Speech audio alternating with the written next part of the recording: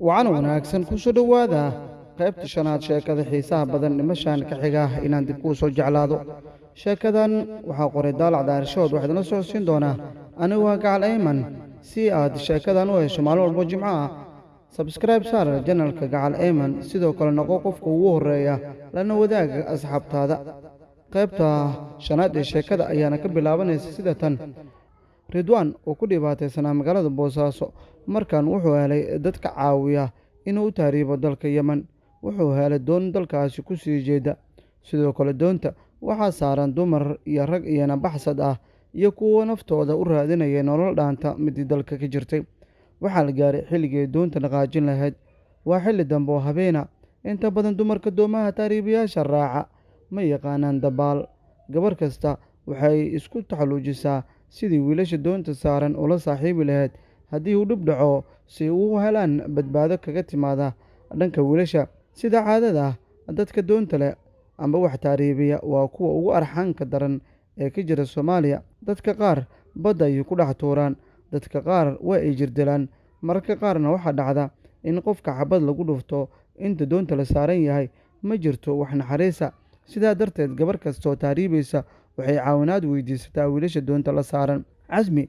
waa mid ka mid a gabdhaha taariibayaasha markii aragta ragga doonta la raacaya waxay ka heshay ridwaan maadaama uu muuqdo wiil jir ahaan dhisan sidoo kale ay ka muuqato daacadnimo casmi waxay ku dadaashay inaysan kaag dheeraan ayna ka dhigato wehel wiilkani waxayna la kulantay ridwaan iyadoo dhoola caddaynaysa waxayna siisay qayb ka mid a rooti ee wadatay iyo sidoo kale timir iyadoo ka raadinaysa laqabsi iyo isbarasho ridwaan wuu ka guddoomay macmacaanka la siiyey goobtan waxaa ka dhacday isbarasho casmi waxay tidhi waa la baxayaa caawa badda ayaana ku sii jiri doonaa lama moogaan doona caqabado iyo qaxarka dhici doona waxaan ahay qof dumar oo u nugul xaaladaha qaar laga yaabay doonta inay nala jabtaan bicladii ku timaado ma ii noqon kartaa caawiye oo ma badbaadin kartaa noloshayda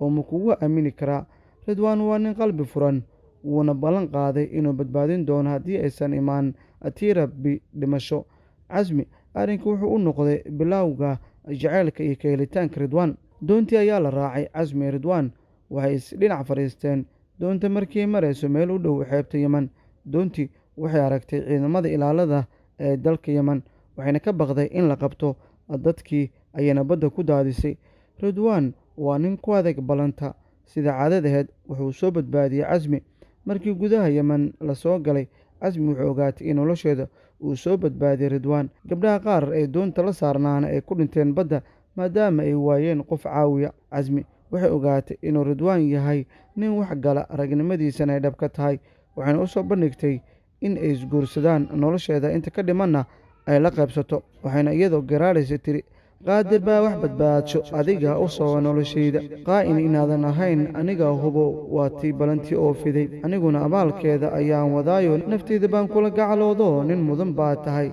guur baan diyaar kuula ahay iyo inaan nolol wadaagnee war ha ka soo celin inaad aqbasho codsigayga oo qadari ayay tiri ridwaan fikri ayuu galay qalbiga ayuu iska yidhi hadda yeman ayaad joogtaa gabadhii anisaed xamar ayay ku sugan tahay waxay ku sugan tahayna ma taqaanid in nin lagu daray kama warhaysid inay ku jeceshahay ma cadda meel aad kala xidhiirto ma lahan teleefoon kama haysid qof aadan ka warhayn ayna adag tahay inaad ka war hesho sidee qalbigaaga ula sii jiraa mustaqbal laysku halayn karana ma ahan iska yeel gabadhan guurka kuu soo bandhigatay kadib markii uu qalbiga intaas iska yidhi casmi ayaa tiri walaalow ii jawaab maxaad la fikraysaa miyay nolosheeda kuu qalmin ridwaan wuxuu yidhi waan ogolaa inaan isguursanno dhanka kale anise waxay soo gaartay magaalada boosaaso reerkeed waxay uga soo tagtay ridwaan dartiis sidoo kale ridwaan dartiis ayuu qoyskeeda ugu yimid burbur laakiin ridwaan kama warhayo waxaasoo dhan inay dartiis u dhaceen si fudud ayuuna gabadha ku guursaday naag kalena uga raacay anise waxay gashay baadigoob inay ka dhex raadiso ridwaan magaalada boosaaso waxayna markii dambe ka warheshay inuu u taariibay dalka yemen anise waxay go'aansatay in iyadana ka daba tahriibto ridwaan laakiin ridwaan isbeddel ayaa galay halkii anisana ku tala jirto inay isaga dartii yemen u timaado anise niyadda marnaba kuma hayso in gacalyaheeda uu guursan doono gabar kale iyadoo ifka weli ku nool anise waxay bilaawday in iyana u diyaargarowdo tahriib intii raadinaysay doon tahriib anise waxay heshay markab ku sii jeeda yemen oo qaab sharciyeysan ku baxaya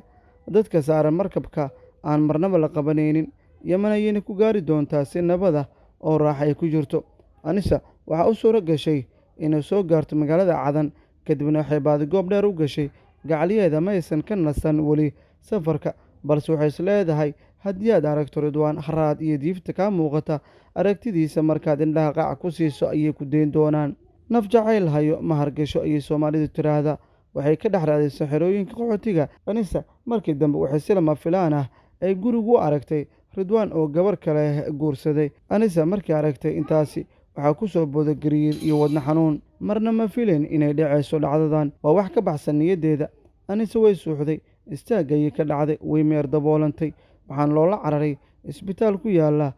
xerada qaxootiga ay ku nooleed. 3 maalin dhan ayay hawada ka maqneed. ridwaan anisa si fiican muu caawin xilligaasi, waayo xaaskiisa casmi